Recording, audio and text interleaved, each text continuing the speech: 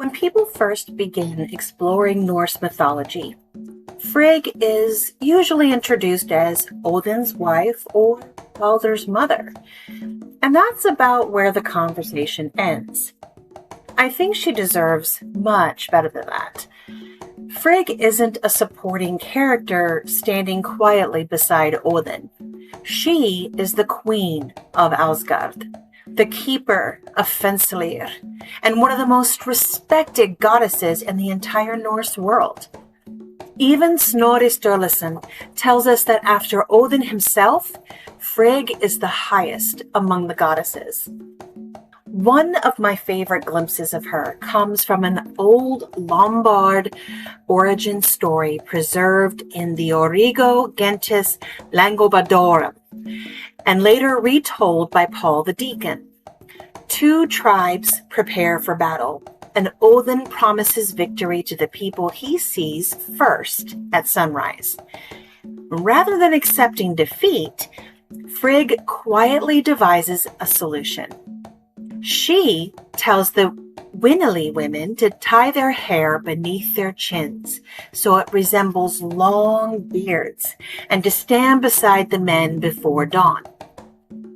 When Odin awakens, he looks out and asks, "Who are those Langobards?"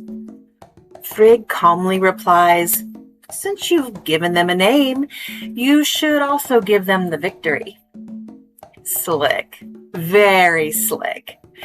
Although this story survives in the Lombard tradition rather than the Icelandic Eddas, I love what it tells us about Frigg's character. She doesn't overpower Odin, she outthinks him. And when your partner is one that is constantly traveling to pick up new information, that's pretty impressive.